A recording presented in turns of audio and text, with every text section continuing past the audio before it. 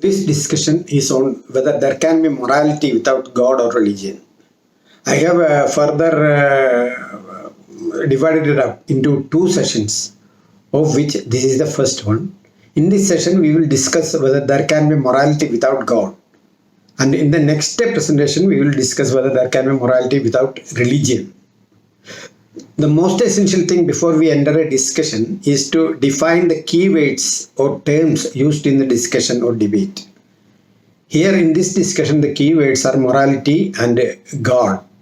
So let us start this discussion by defining these key words.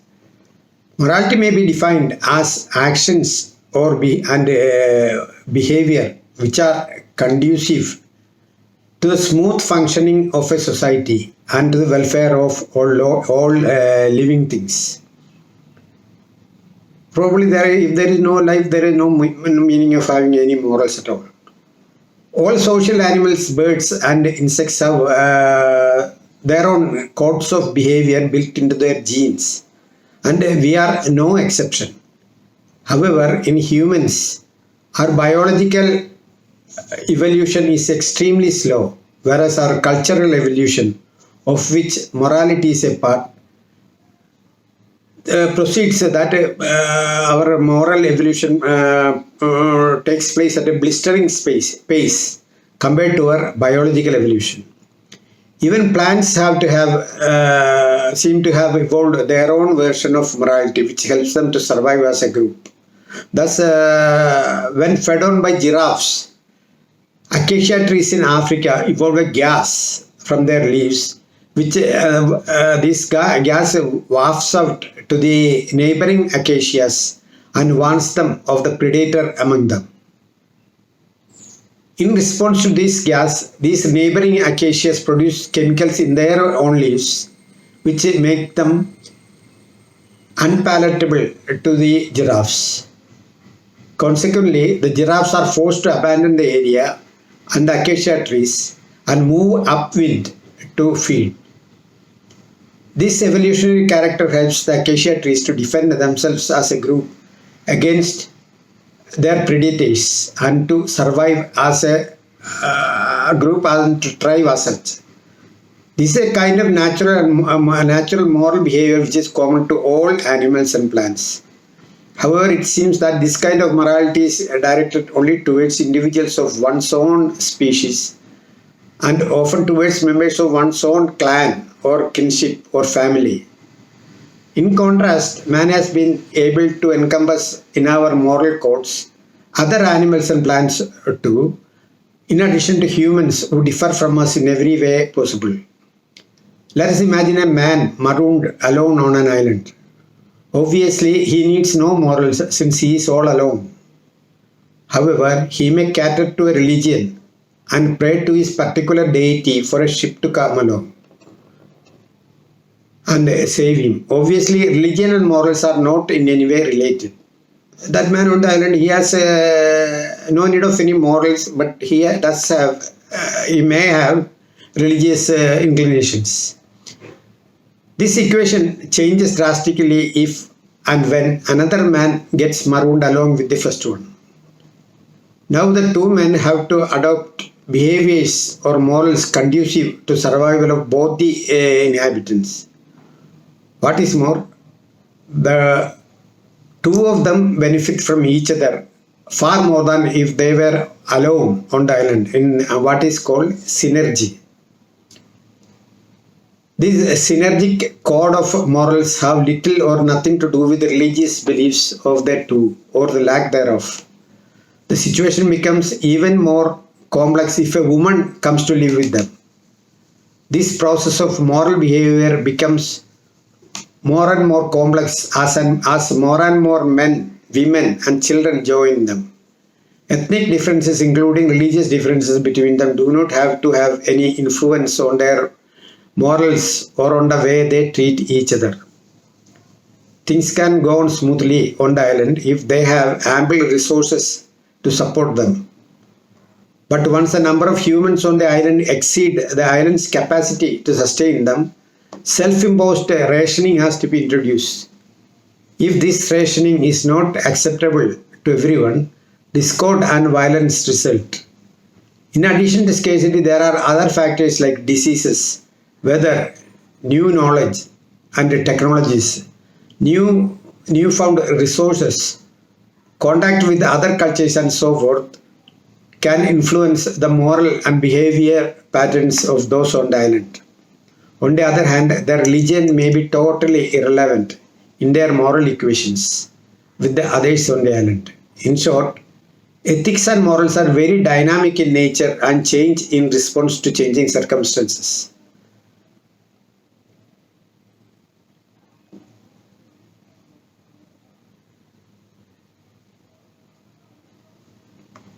In fact,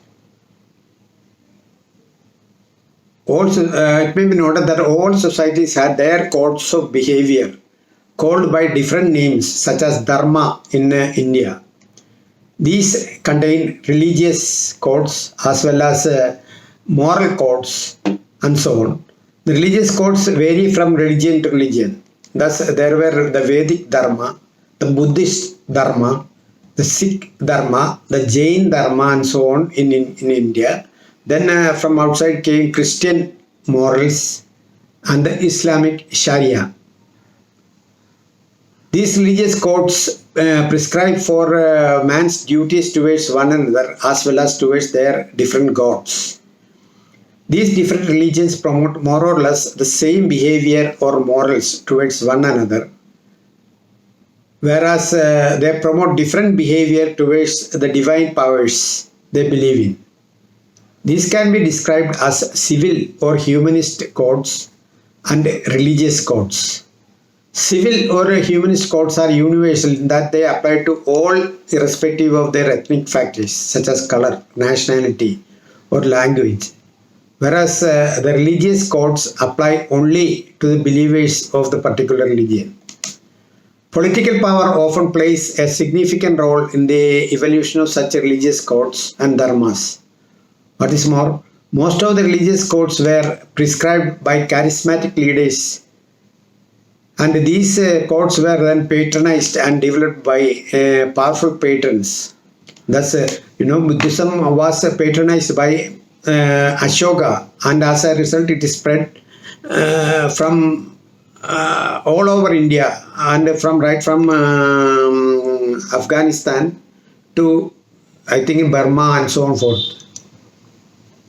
The Christian set of morals developed and became widespread under Emperor Constantine.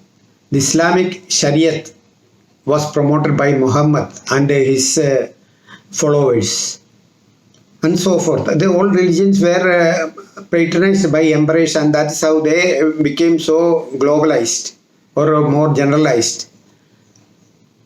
These religious dharmas are fixated or fossilized and do not change with time or circumstances. In contrast, humanist codes or morals evolve slowly with the demands made on them by changing technologies and philosophies. In this context, it may be relevant to discuss the argument from morality, which is put forward as a proof for the existence of God. This argument observes some aspect of morality and argues that God is the best and only explanation for this code of morality, and therefore God exists. This is like putting the cart before the horse.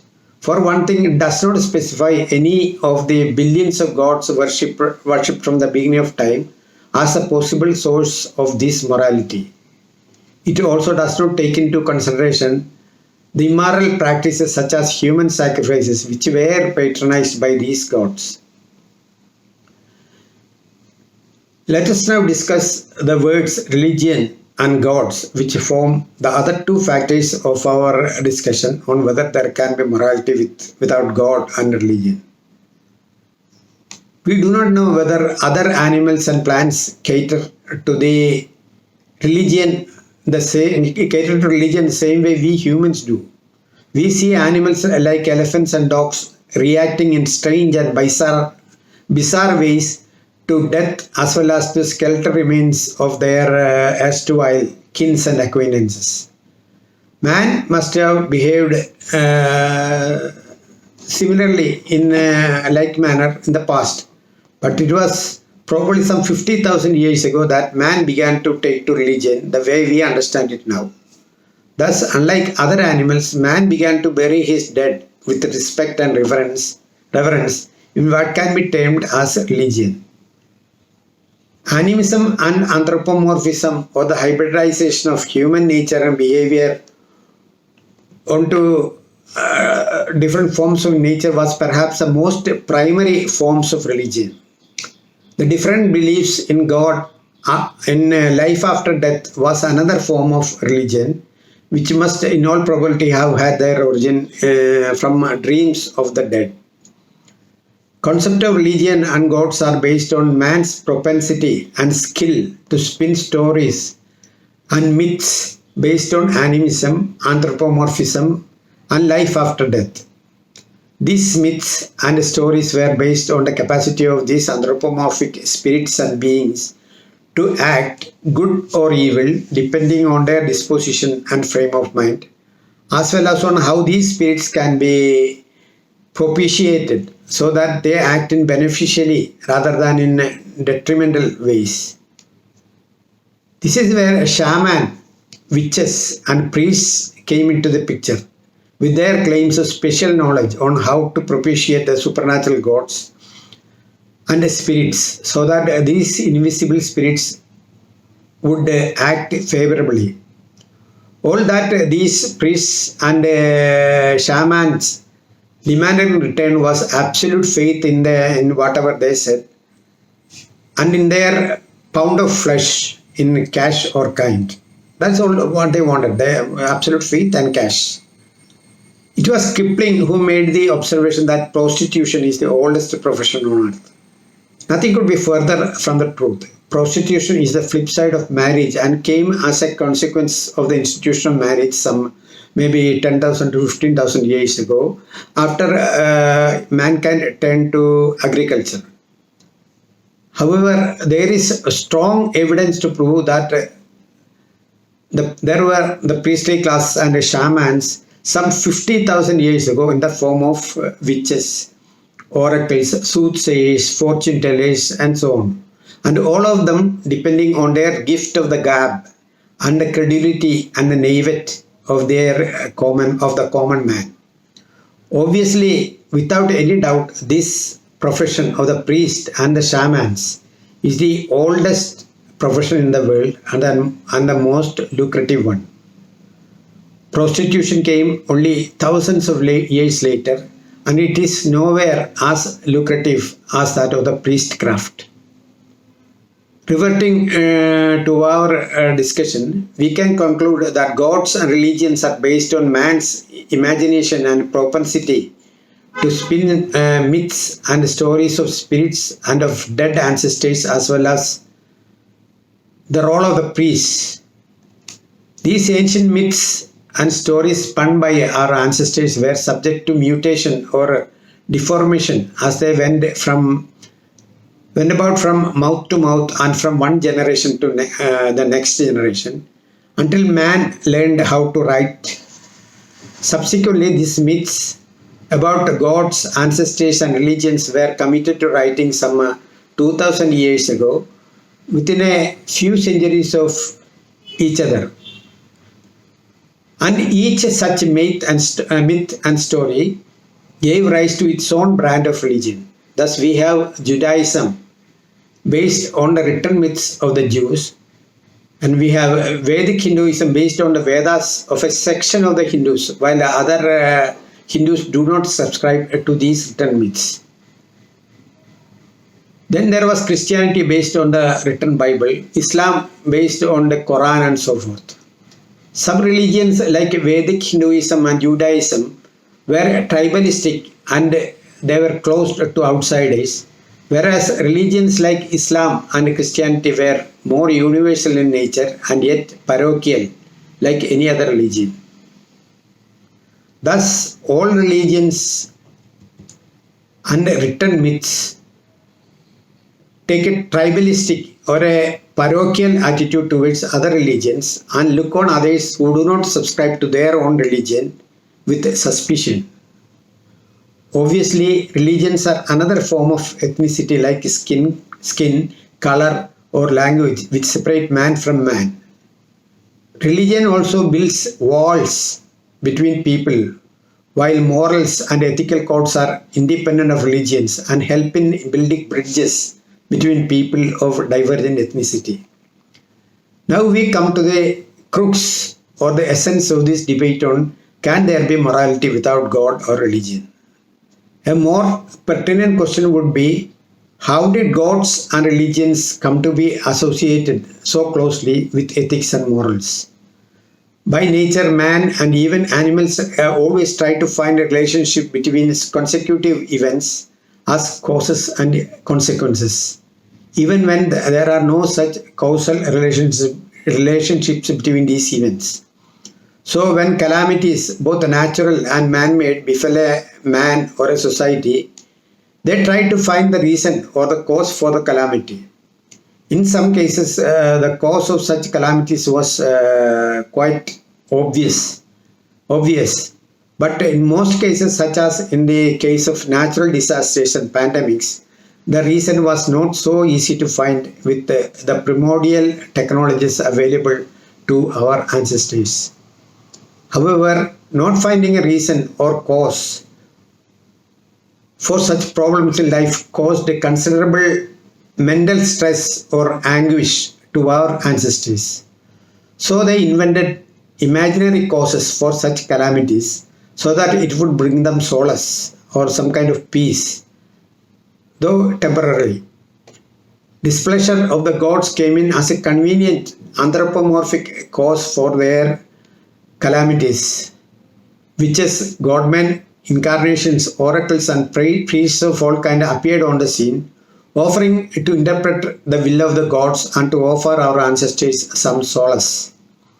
They explained the unexplainable calamities as caused by the displeasure of the gods and the supernatural spirits on account of wrong religious procedures or by immoral behavior on the part of the afflicted or their dear ones. Consequently, it fell on the priestly class to interpret what is moral and what is immoral, or what is pleasing or what is obnoxious to the gods. It was due to this role of these priests in interpreting the pleasure or displeasure of the gods that morals came to be closely associated with priests and religion. It was this mistaken association of priests and religions with immorality and morality and immorality which led to all the religious violence caused in this world till date, as well as to the question, can there be morality without God and religion?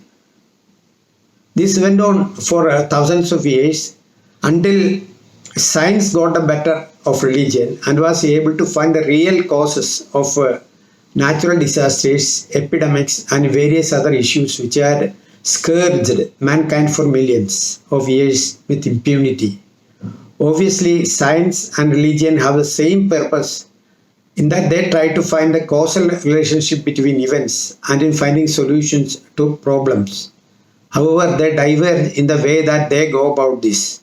Religion try to resolve issues by pacifying the imaginary supernatural beings who are irritable and vindictive for no reason due to their anthropomorphic mechanism. In contrast, science treats events as events without any interference from supernatural agents and only subject to the laws of nature. Put succinctly, the difference between religion and science is that the former believes in unpredictable supernatural beings as the cause of all events on earth, whereas science says that there are predictable and immutable laws of nature and they are behind all events and their consequences. Obviously, religion and science operate from irreconcilably divergent propositions, and so never the twain shall meet. Now we come to the need to define the word God more clearly if we are to get on without discussion on whether God is necessary for ethics and morals. In the last 50,000 years or more, since man invented the concept of God, there have been billions of gods worshipped by our ancestors, with Vedic Hinduism alone accounting for over 330 million gods. However, there are many attributes which are common to all these billions of gods, attributes such as being the creator, omnipotency, omniscience, ubiquitousness, merciful, and so forth. Then there are divergent and disparate attributes conferred on their gods by different religions, such as being born of a virgin, by being strongly monotheistic as in Islam, or being henotheistic as in the Christian Trinity, or as being many things as in Hinduism. The question, can there be morality without God and religion, presumes that there was a creator God from the beginning of space, time, matter, and the laws which govern them. The belief in such a creator God is common factor in almost all religions. Most, if not all, religions are vague about when God began this work of creation. Thus, in the Semitic religions, time is linear with a beginning and an end, which implies a creator. Vedic Hinduism, in contrast, promotes the idea of a circular time without any beginning or end. Nonetheless, they also promote the idea of a Brahma, the creator God. Obviously, it is all intuitive reasoning without any evidence whatsoever. According to modern science, there was the Big Bang some 13.8 billion years ago when the universe came into existence. Subsequently, the different masses of heavenly bodies burst forth, and these were marked by explosions as if God or the gods were playing with some fireworks or explosives. Subsequently, God created the sun about 4.57 billion years ago. And ever since, the sun has been spewing forth energy in violent outbursts. There is a dispute about the date of this creation between scientists as well as between the different scriptures. The Christian Bible says that the universe came into being only about 6,000 years ago. Obviously, the priestly class who boast they know what God said and did from the beginning of time are at a loss to explain this difference about the time of creation. However, from the violence involved in these events, we can presume that the God of creation had a streak of violence in him. Subsequently, for no obvious reasons, God waited for billions of years before he created life, some 4.1 billion years ago. All through these billions of years between the Big Bang and the origin of life, there was no need for morals, as there were no human beings or animals who needed any morals. The Bible says that God created the earth as well as day and night and all life forms thereon before he created the sun on the fourth day. This cannot be accepted since it is from the energy of the sun that all life sprang on this earth. Other religions have their own unique stories of creation which bear no resemblance to one another. Christian apologists claim that each day mentioned in the Genesis equals millions of years in the cosmic calendar, and so there is no discrepancy between the biblical account of creation and modern discoveries. Even if this lame argument is accepted, it fails to answer how earth and all beings therein could have been created millions of years before the sun, as the Bible attests. Our ancestors and their ignorance may be forgiven for spinning such cock and bull stories of creation. However, modern believers and apologists need to have their heads examined for promoting such stories against all evidence to the contrary. The evidence before the creation of life were given, the events before the creation of life were governed by the laws of physics, chemistry, and other basic natural sciences. One of the most basic laws that governs the physical world is the second law of thermodynamics.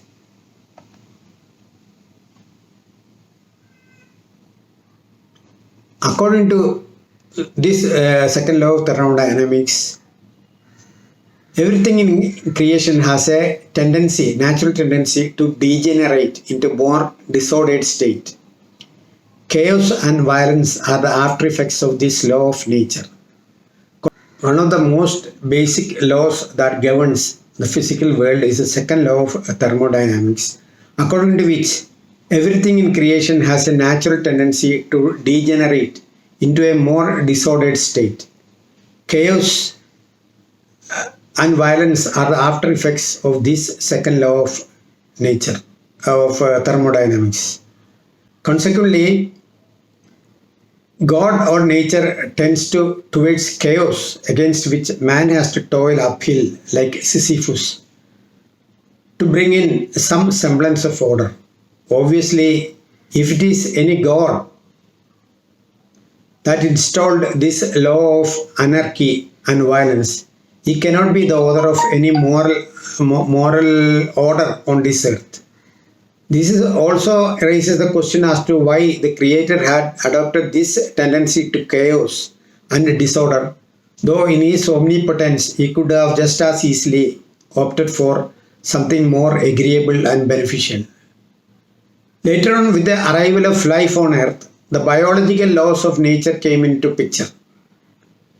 Thus, life on earth was governed by the laws of economics and biology, of which one of the most basic laws is the Malthusian theory, according to which population of all living things tend to increase exponentially, whereas the food and resources required to sustain this exponential growth of life will increase only linearly. If it were God who formulated the laws that govern creation, then we would have to assume that this Malthusian law too had a divine origin.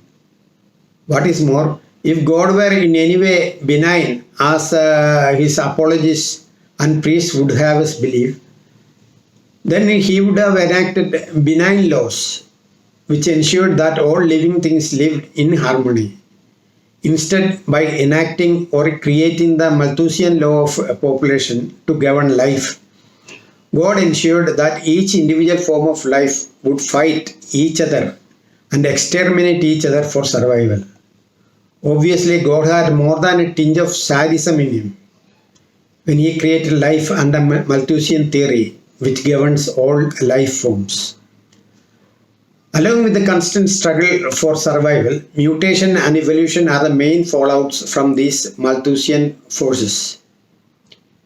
But death is the flip side of mutation and evolution, and there cannot be mutation and evolution without death. Omnipotent as he is, God could have put aside the Malthusian forces as well as the process of mutation, evolution, and death for living things. Instead, God chose the path of struggle, mutation, evolution, and death so that he could enjoy the show. What is more, God the Creator has ensured that this death of all living things, that he has ensured that this death comes slowly with maximum amount of pain after a life of pain and struggle. If God had any sense of morals or compassion in him, even euthanasia could have been introduced to make death more agreeable. Instead, what we have are many religions and sects forbidding euthanasia, so that God has an uninterrupted view of the death and accompanying pain. It is this diabolic and divine Malthusian law that ensures scarcity and the resulting struggle for survival, which is the root cause of all violence and immorality in the living world. Omnipresent as he is, or rather omnipotent as he is, God could have created a world of infinite supplies and limited demands. Instead, what we have is a world of limited supplies and infinite demands. and the resulting conflicts. Consequently, the God who created this diabolic Malthusian scheme of things cannot be described as morally benign in any, even the remotest sense of the word of morality. Creation consists of millions of or billions of forms of life, such as mammals and plants, as well as forms of proto-life, such as viruses. And they are ever at war with each other for the limited resources available to them. Animals, birds, and fishes form from the union of eggs and sperms, whereas plants spring to life from the pollination of flowers and similar forms of reproduction. Then there are viruses and other forms of proto-life with their own unique forms of replication. But in the process of replication, billions of eggs, sperms, and other constituents of life go to waste for each individual form of life generated. What is more, of the billions of lives thus created on Earth, probably over 90% of the life forms die out before they reach maturity. Obviously, true to his sadistic nature, the God of creation is prolific in creating lives and proto-life as well as their constituents. But this God who is profligate in creating life seems to be very frugal and tight-fisted when it comes to sustaining life. Such a sadistic and licentious God can in no way be construed as the guardian of all morals, which protects life on earth. Later on, God sends all kinds of animals, insects and worms to feed on the plants, and birds to feed on the insects, and the carnivore to feed on the herbivore, and above all, He sends man to exterminate all animals. Millions of years after instituting the Malthusian laws of population and scarcity, God sends kings, tyrants, dictators, serial killers, and evil men and women of all kinds, as well as diseases and natural disasters to scourge mankind as well as other living things. In the course of this, the mind-boggling violence in the world, we see millions of insects are trodden on by bigger animals and destroyed to no purpose. And after enforcing all this pain and evil on men, animals, plants, and other life forms of all kinds, God sends His agents, the priests, to sing praises to the God and His mercy, in the vain hope that there will be some respite in the future from all this evil and trauma of divine creation. God did not stop His sadistic aims with the Malthusian forces, which ensured that there would be a permanent state of scarcity of resources and a violent struggle for survival. Instead, after a few million years of creation, God created sex, and He created the male and female as the Bible attests. This ensured that males would be fighting each other to the death for access to females, and this too ensured misery and death for all mammals or animals. What is more, God created man and woman in different ways so that there would be hiccups in the relationship between them. Further on, God introduced liquor and drugs so that His sadistic pleasures reached new levels as His creatures fought each other for the resources and mates under the influence of inebriants and intoxicants. The concept of free will is another big joke cooked up by the religious establishment to whitewash the divine tyrant up there. If we have free will, it means that God has no control over our actions. This in turn means that God cannot be omnipotent or omniscient. However, we are getting more and more evidence to prove that our actions are determined or may be predetermined by our nature and our nurture. The genes we are born with, as well as the social environments we are born under, have a tremendous impact on our actions in life. In addition, there are many variables like the food we take, as well as the weather conditions and so forth, which have considerable influence on the way we make our decisions. Castrated animals and men think and act differently from normal ones, proving that our hormones such as testosterone also play a significant role in morals. Serial killers, necromaniacs, and other criminals are all essentially created or programmed to be that way. As such, our system of justice needs to be re-examined, and criminals should be medically treated for their crimes rather than punished. When I read or watch videos of crimes and punishment, I feel as sorry for the criminal as for his victims, because the criminal is the victim of God's own predetermined plans.